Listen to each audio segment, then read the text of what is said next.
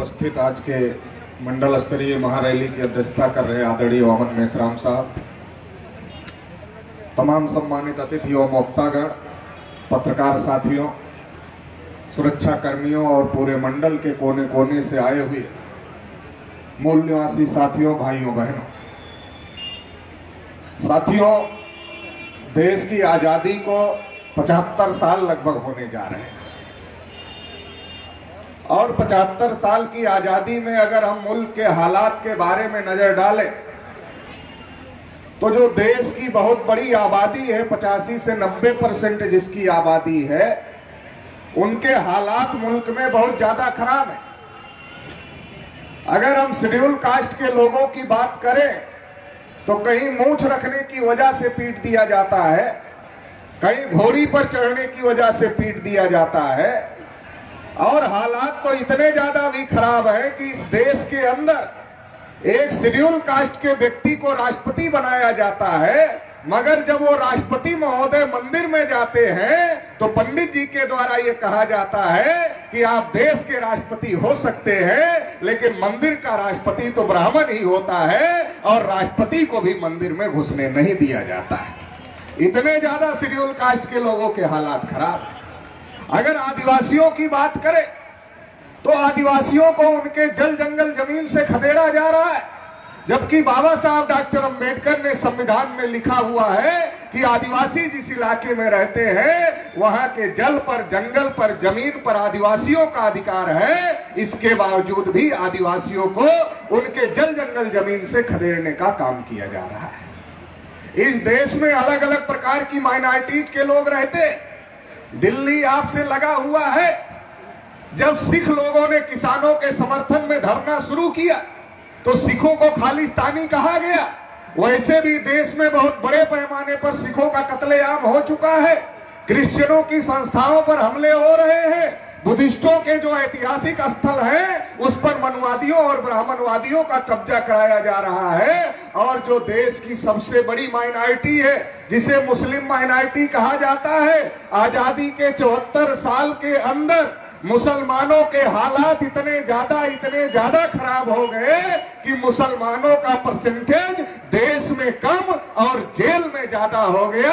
आजादी के 74 साल में मुसलमानों को विदेशी कहा गया, मुसलमानों को आतंकवादी कहा गया, मुसलमानों को पाकिस्तानी कहा गया और हालत तो अब और भी ज्यादा बिगड़ गए हैं कि मुसलमान के घर के अंदर किस चीज की बिरयानी पक रही है आजकल मुसलमान नहीं तय करते। मुसलमान के घर के अंदर किस चीज की बिरयानी पक रही है ये तय करने का काम आरएसएस, बजरंग दल और विश्व हिंदू परिषद के गुंडे करते हैं। कभी भी किसी मुसलमान को मॉब लिंचिंग का शिकार बनाया जाता है। इस देश की एक बहुत बड़ी आबादी है जिसे पिछड़ा वर्ग कहा जाता है, ओबीसी कहा जाता है। आजादी के 74 साल में देश में जानवरों की गिनती हुई, कुत्तों की गिनती हुई, हिजड़ों की भी गिनती हुई, मगर पिछड़ों की गिनती नहीं हुई, जिनकी आबादी देश में आधे से अधिक है, 52% है। हमने अपने पिछड़े वर्ग के लोगों को पूछा, अरे भाई पिछड़े वर्ग के भाइयों, आप लोगों को पता है कि दुनिया में कितने अजूबे हैं? तो हमारे पिछड़े वर्ग के लोगों ने हमको जवाब दिया कि पटेल जी दुनिया में 7 अजूबे हैं। हमने कहा अपनी तरफ नहीं देखा क्या? बोले अपनी तरफ देखने का क्या मतलब है? हमने कहा दुनिया का 8वां अजूबा इस देश का पिछड़ा वर्ग है, जिसकी आबादी देश में आधे से अधिक है, लेकिन आजादी के 74 साल में हिजड़ों की गिनती हो गई मगर पिछड़े अपनी गिनती नहीं करवा पाए, तो दुनिया का 8वां अजूबा पिछड़े वर्ग का है। साथियों, हमें समझने की जरूरत है। हम हर 5 साल बाद वोट देते हैं, उसको भगाना है इसलिए उसको लाना है, अभी उसको भगाना है इसलिए उसको लाना है। ये लगातार हम वोट देने का काम कर रहे हैं। जैसे 2014 में मोदी जी आ गए थे और जब मोदी जी आए तो कहा भाइयों बहनों, हमारे लोग तो आवाज सुनकर ही मंत्रमुग्ध हो गए। भाइयों बहनों, इतनी मीठी आवाज में मोदी जी ने संबोधन किया।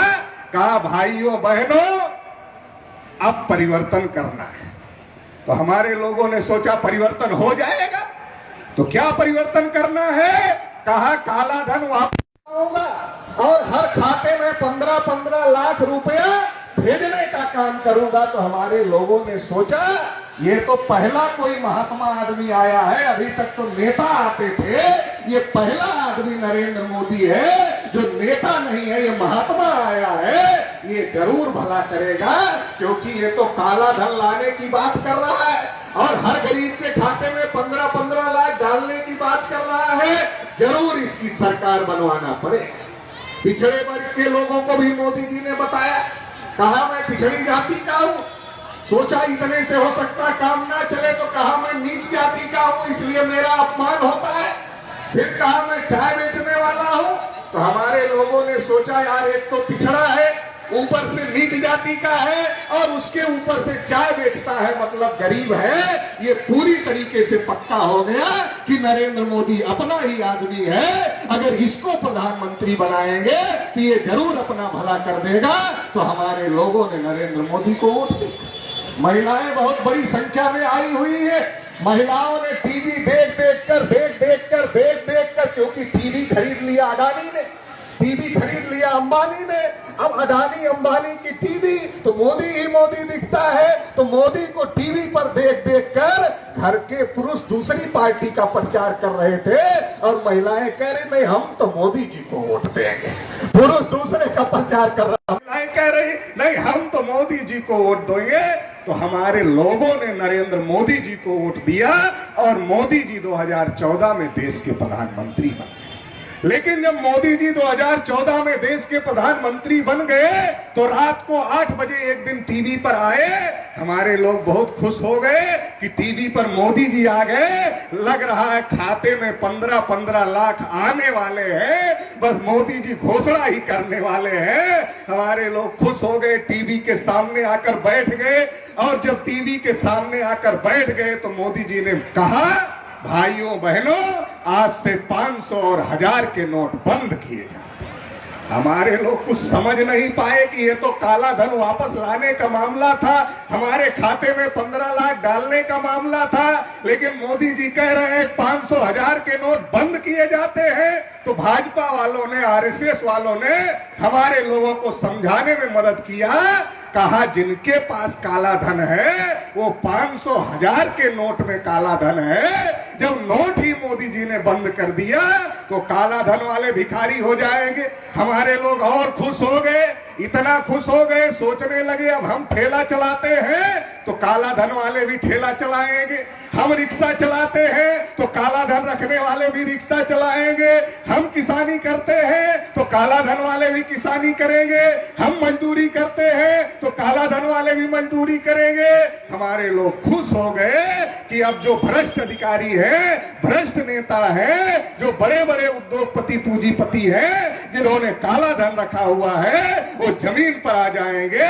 लेकिन ऐसा कुछ नहीं और हुआ क्या, लाइनों में हमारे लोग लग गए।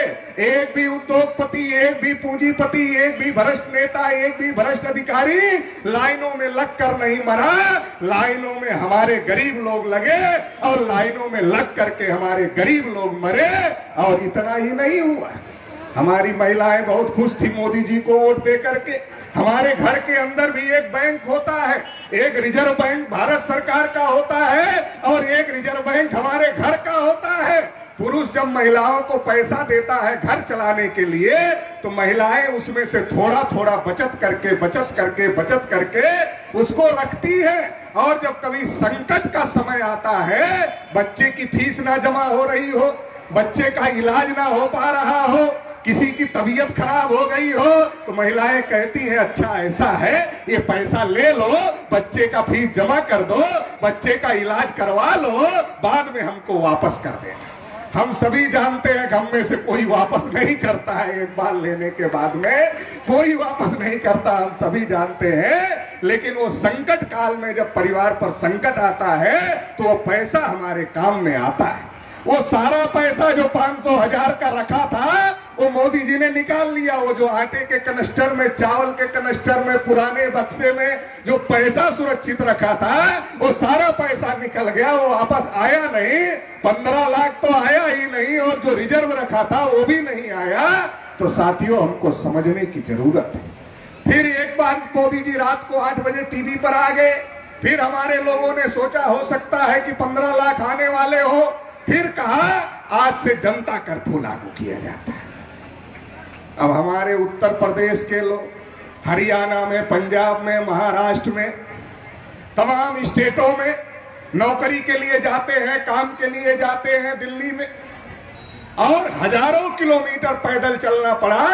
हालत इतने ज्यादा खराब थे कि जो भारत पाकिस्तान का विभाजन हुआ था उसके बाद आजाद भारत में कभी भी ऐसी स्थिति देखने को नहीं मिली जो स्थिति मोदी जी के कारण लॉकडाउन में देखने को मिली।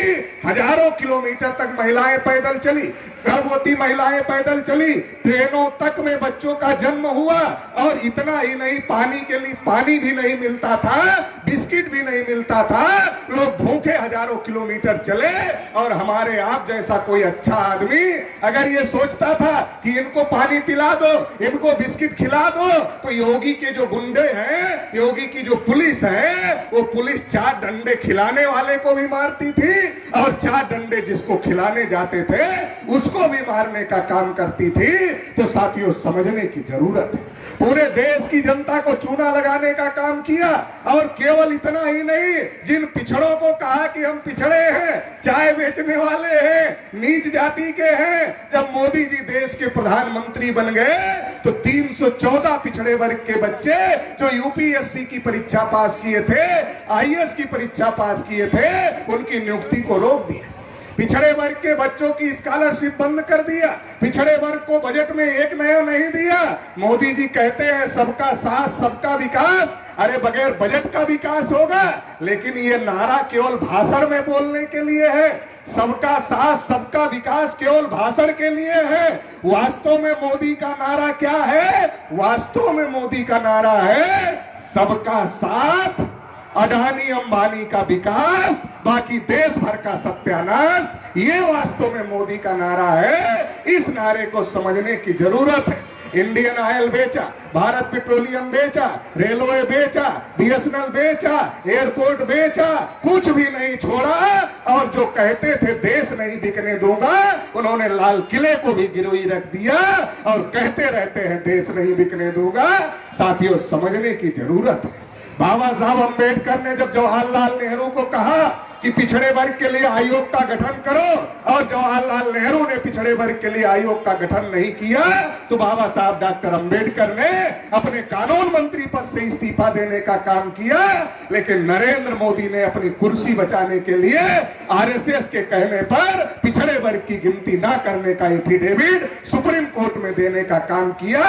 पिछड़े वर्ग के लोगों को समझने की जरूरत है, पिछड़े वर्ग के लोगों को जानने की जरूरत है कि ये पिछड़ा पिछड़ा पिछड़ा पिछड़ा कह के हमारा वोट तो लूट रहे हैं, लेकिन हमारा सत्यानाश करने का काम कर रहे हैं। पिछड़े वर्ग के लोगों को एक डर और भाजपा वाले दिखाते हैं, अरे हमको जिताओ नहीं तो देश पर मुसलमानों का कब्जा हो जाए, मुसलमान देश पर कब्जा कर लेंगे, अरे हमको जिताओ नहीं तो मुसलमान कब्जा कर लेंगे। अरे भाई नरेंद्र मोदी जी, अरे भाजपा वालों, आजादी के 74 साल में एक भी मुसलमान देश का प्रधानमंत्री बना क्या? आजादी के 74 साल में एक भी मुसलमान देश का प्रधानमंत्री नहीं बना, एक भी शेड्यूल कास्ट देश का प्रधानमंत्री नहीं बना, एक भी आदिवासी देश का प्रधानमंत्री नहीं बना, और एक भी पिछड़े वर्ग का आदमी नरेंद्र मोदी को छोड़कर देश का प्रधानमंत्री नहीं बना। और नरेंद्र मोदी अपने को पिछड़ा कहते हैं, मगर वो आरएसएस के गुलाम प्रधानमंत्री हैं, वो वास्तविक पिछड़े वर्ग के प्रधानमंत्री नहीं है। साथियों, हमें समझने की जरूरत है, इस देश की विधायिका पर मुसलमानों का कब्जा नहीं है, कार्यपालिका पर मुसलमानों का कब्जा नहीं है, न्यायपालिका पर मुसलमानों का कब्जा नहीं है, मीडिया पर मुसलमानों का कब्जा नहीं है, इस देश पर कहीं भी मुसलमानों का कब्जा नहीं है। बल्कि सच्चर कमीशन कहता है कि मुसलमानों के हालत अनुसूचित जाति से भी ज्यादा खराब है। ये डर मुसलमानों का इसलिए दिखाते हैं, ये हमारे हित में तो एक भी काम करते नहीं है। मैं योगी और मोदी को चैलेंज देना चाहता हूं और ये कहना चाहता हूं, पिछड़े वर्ग के हित में, शेड्यूल कास्ट शेड्यूल ट्राइब के हित में एक काम किया हो तो बता दो। एक भी काम नहीं किया, इसलिए कहते हैं हिंदू मुस्लिम, हिंदू मुस्लिम, हिंदू मुस्लिम। क्योंकि जब कोई काम ही नहीं किया तो हिंदू मुस्लिम के अलावा है क्या? डंका पीटते रहते मंदिर बना दिया।